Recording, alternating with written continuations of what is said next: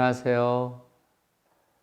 풍성한 삶으로의 초대 세 번째 시간입니다.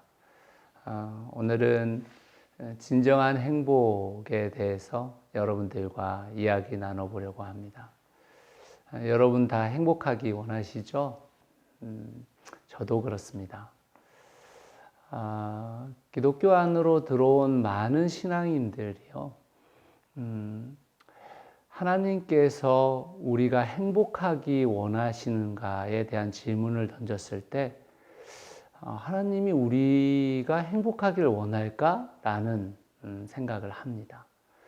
마치 그리스도인의 삶이 어떤 고난의 연속을 통해서 살아가다가 죽어서 천국에 가는 그런 신앙을 꿈꾸는 것처럼 이야기할 때가 많이 있습니다. 그런데 여러분들에게 놀라운 사실을 말씀드리자면 하나님은 여러분이 행복하기를 원하십니다. 놀라시는 분들이 계시죠. 인간은 누구나 다 행복을 추구하며 살아갑니다. 그런데 그 행복이 진짜 행복이 되는가? 그것이 영원한 행복이 되는지를 우리는 생각해 봐야 하는 것이죠. 보통 일반적으로 세상에서 사람들이 행복하기 위해서 추구하는 것들이 있죠. 네 가지 P라고 이야기하는데요. 첫 번째는 쾌락입니다. 사람들이 추구하는 이 행복의 조건은 쾌락. 근데 이 쾌락이 나쁜 것이 아니죠. 하나님은 우리에게 쾌락을 주셨습니다. 성적인 쾌락, 또 우리가 식욕, 이러한 것들을 통해서 쾌락을 누리시길 원하죠. 그렇지만 그 쾌락이 커지기 시작하고 그 쾌락이 더 세지기를 원하면 그 쾌락이 정말 우리에게 행복을 가져다 줄 수 있을까요? 그렇지 않을 겁니다. 두 번째로 사람들은 명예를 통해서 결국 이 행복을 추구하게 되어져 있습니다. 그런데 이 명예도 어느 정도의 명예가 우리에게 필요하죠. 명예로운 삶도 필요하고요. 그렇지만 이 명예가 더 커지기 시작할 때 사실은 그 명예를 통해서 우리는 더 큰 불행 가운데 들어가질 수 있습니다. 세 번째로 우리가 권력을 통해서 행복해지기를 원합니다. 힘을 갖는다라는 것은 굉장히 매력적인 일이죠. 그렇지만 그 힘을 통해서 누군가에게 갑질을 하게 되고 또 누군가에게 완력을 행사하게 되는 경우도 많죠. 그 권력이 잘 사용되어진다면 그것이 행복하는 데 좋은 조건이 될 수 있지만 결국 권력이 가져다 주고 있는 수많은 병폐들이 있다는 것을 우리는 너무나 잘 알고 있습니다. 마지막으로 돈이 있죠. 재물입니다. 사실 현대의 세계는 그 앞에 제가 말씀드렸던 쾌락과 명예와 권력을 돈으로 살 수 있다고 생각합니다. 돈이 많으면 좋겠죠. 그렇지만 그 돈이 우리를 무너뜨리는 경우도 얼마든지 가능합니다. 그래서 이 네 가지가 결국 행복의 필수 조건이다라고 말할 수가 없고요. 또 뿐만 아니라 이 행복의 필수 조건이 결국 누군가와 비교하며 사는 삶을 부추기기 때문에 나보다 더 많은 것을 가진 사람을 볼 때마다 우리의 행복 지수는 떨어질 수밖에 없습니다. 여러분, 한국 사회는 굉장히 발전된 나라이고 그리고 많은 것을 누리고 있음에도 불구하고 행복 지수가 굉장히 떨어지는 나라 중에 하나죠. 왜 그럴까요? 다른 사람과 계속되는 비교 때문인 것입니다. 사실은 삶의 분명한 목적들이 없기 때문이고 또 나를 사랑하고 나를 아껴주는 사람들이 부족하다고 느끼기 때문입니다. 그러면 우리는 어디에서 행복을 찾을 수 있을까? 하나님이 우리가 행복하기를 원하신다고 하셨는데 하나님은 그 행복의 필수 조건으로 무엇을 이야기하고 있는지 생각해 봐야 합니다. 성경이 말하고 있는 행복의 조건 두 가지가 있는데요. 첫 번째는 무한한 사랑입니다.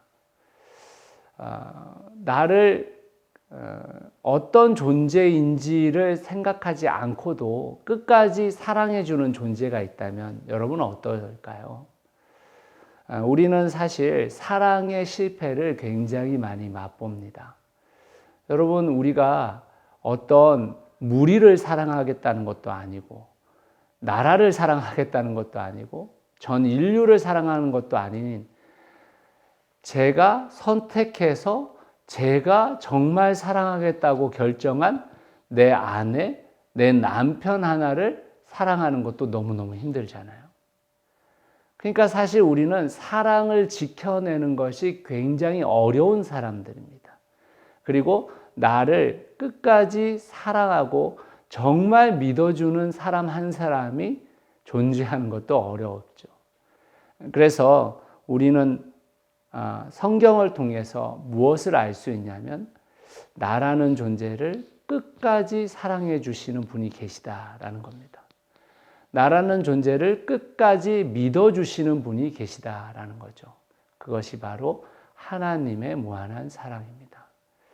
신앙을 갖고 있는 사람들은 이 하나님과의 무한한 사랑으로 인해서 사실은 이 세상 가운데 살아갈 수 있게 되어지는 것이고 내 상황과 상관없이 또다시 행복을 경험할 수 있게 되는 것입니다.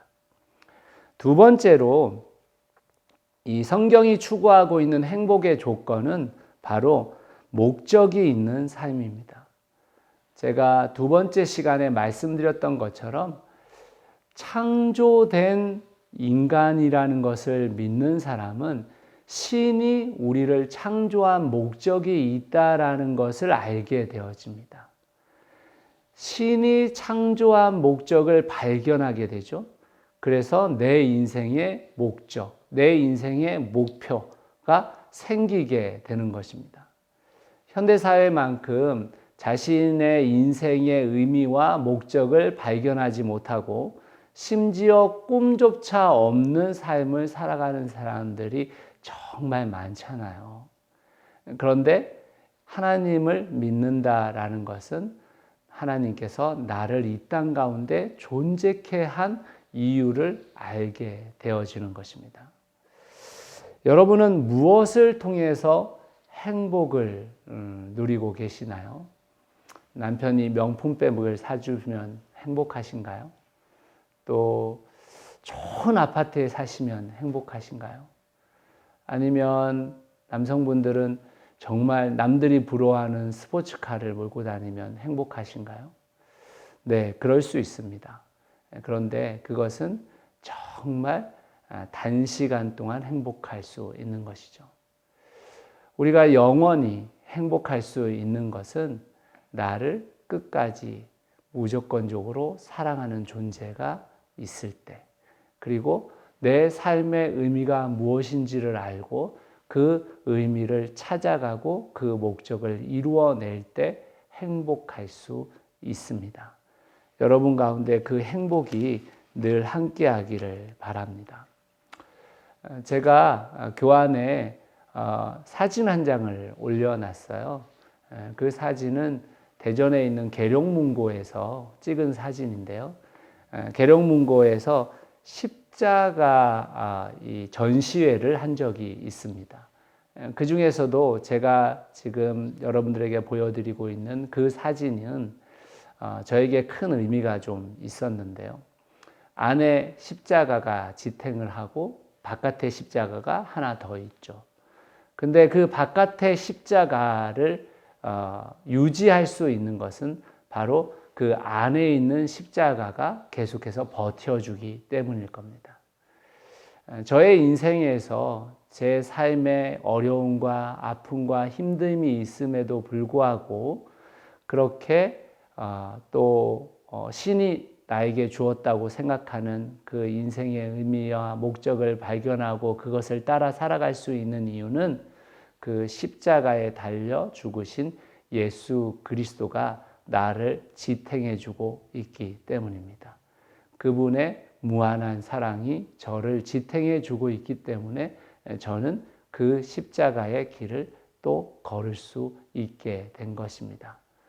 그러므로 이 영상을 보고 계신 모든 분들이 하나님의 무한한 사랑, 예수 그리스도를 통해 보여주신 그 놀라운 사랑을 만날 수 있기를 바랍니다. 그리고 그 만남을 통해서 여러분들의 인생의 귀한 목적을, 귀한 의미를 발견하고 그 길을 걸으면서 행복한 인생을 살아갈 수 있게 되기를 예수 그리스도의 이름으로 축복합니다. 감사합니다.